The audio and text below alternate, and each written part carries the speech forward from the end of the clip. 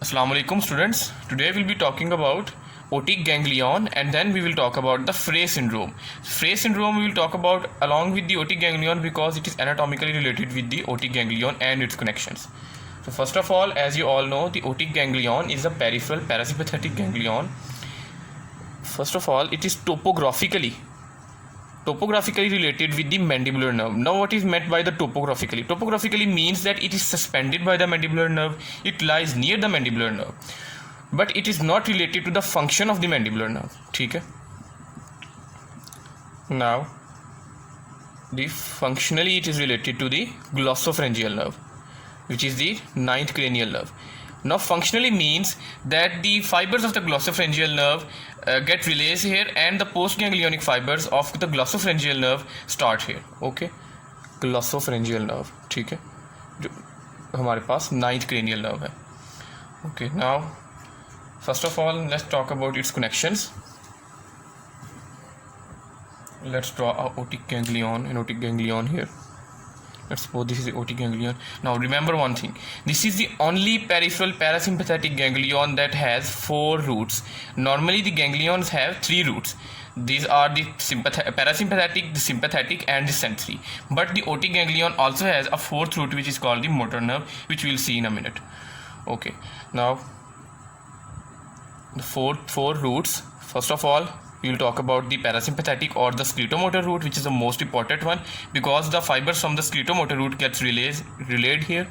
Then there is the sympathetic root and sensory, and then there is the motor root, and finally there are the efferent branches of the parasympathetic and the sympathetic and sensory nerves. Okay, first of all we will talk about the scletomotor fibers. The scletomotor fibers of the otic ganglion start in the inferior salivatory nucleus. Remember one thing, it is the inferior salivatory nucleus. The superior salivatory nucleus is related with the submandibular ganglion. Okay, inferior salivatory nucleus. From the inferior salivatory nucleus, fibers enter the origin of the ninth cranial nerve, which is the glossopharyngeal nerve. Let's draw an outline of the skull. Let's suppose this is the anterior cranial fossa, middle cranial fossa, and then there is this posterior cranial fossa with the foramen magnum. This is just a rough approximation to show you the relations of the inferior salivatory nucleus, the glossopharyngeal nerve. Now here is the brainstem and spinal cord. Okay, the glossopharyngeal nerve, as you all know, emerges through the jugular foramen along with the 9th, 10th, and along the 9th, 10th is the glossopharyngeal nerve, and 10th and cranial part of the accessory nerve emerge through the jugular foramen. Now let's suppose here is the medial wall of the tympanic cavity, and now we are seeing our specimen from the right side or from the left side, which means that we are seeing from the lateral side.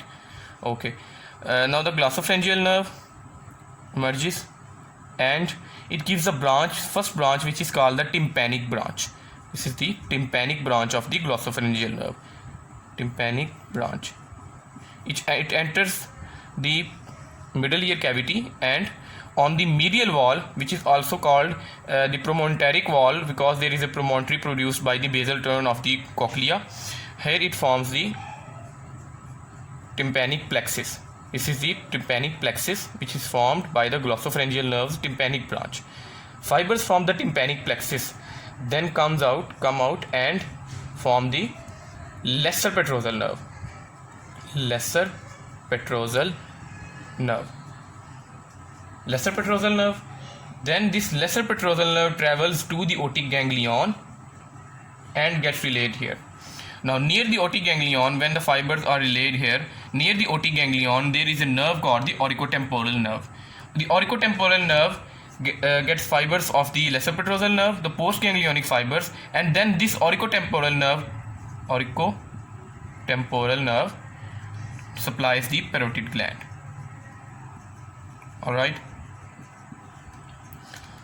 This is the secretomotor supply. Superior salivatory nucleus, glossopharyngeal nerve, tympanic branch of the glossopharyngeal nerve, tympanic plexus. Then there is the lesser petrosal nerve. Remember that the lesser petrosal nerve is different from the greater petrosal nerve and the deep petrosal nerve, which we will talk about later. Okay, the lesser petrosal nerve, and then there is the otic ganglion, auriculotemporal nerve, and then the parotid gland. You have to remember the connection between the auriculotemporal nerve and the parotid gland. The auriculotemporal nerve only supplies the substance of the parotid gland, but it does not supply the skin or the fascia or the covering or the capsule of the parotid gland. The capsule of the parotid gland and the skin over the parotid gland is supplied by the great auricular nerve. This relation, we will revise this relation when we talk about the Frey syndrome. Okay, now let's talk about the sympathetic supply to the otic ganglion. The sympathetic supply to the otic ganglion is easy. Sympathetic supply, it comes from the middle meningeal artery. Now, how will you determine that plexus around which artery will supply the sympathetic supply? Okay, now you know that the middle meningeal artery enters the skull through the foramen spinosum, and this foramen spinosum, foramen rotundum, and foramen ovale, these are all very close to each other.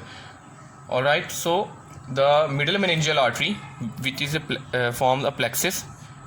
There is a plexus around the middle meningeal artery, which gives branch to the otic ganglion, and this will supply the postganglionic. These fibers do not relay in the otic ganglion; these only pass through the otic ganglion and supply the parotid gland. And these are the vasomotor fibers, parotid gland. Okay, now the sensory route. Sensory route of the otic ganglion comes from the auriculotemporal nerve, and these fibers do not relay in the otic ganglion. Only the secretomotor fibers relay in the otic ganglion. That is why the otic ganglion is functionally a part of the glossopharyngeal system. Okay, now the motor route, motor nerve. Motor route comes from the nerve to the medial pterygoid. And these fibers do not relay in the otic ganglion, and they supply the tensor tympani muscle and the tensor villi palatini muscle. Okay, this is the otic ganglion. Let's talk about the Frey syndrome. Let's suppose this is our parotid gland, an outline of the parotid gland. Now you all know that the secretomotor fibers to the parotid gland are supplied by the auriculotemporal nerve, but the skin and the fascia covering the parotid gland is supplied by the great auricular nerve. When surgeons have done the parotidectomy, that they have removed the parotid gland with its substance and its ducts. Now they cannot remove the auriculotemporal nerve. So after some time, there may be some regeneration of the fibers of the auriculotemporal nerve, and these fibers may join the great auricular nerve because there is no parotid gland now, so they may not join the great auricular nerve. So as you all know that this function of the parotid gland is to produce the saliva. So when we eat something, the fibers that supply the parasympathetic supply to the parotid gland, there is no parotid gland. So the fibers that have joined the great auricular nerve, they stimulate the great auricular nerve, and the patient feels a tingling sensation, a burning sensation on the area supplied by the great auricular nerve, which is the area which normally overlies the parotid gland. So this is the anatomical basis of our Frey syndrome. All right, thank you very much.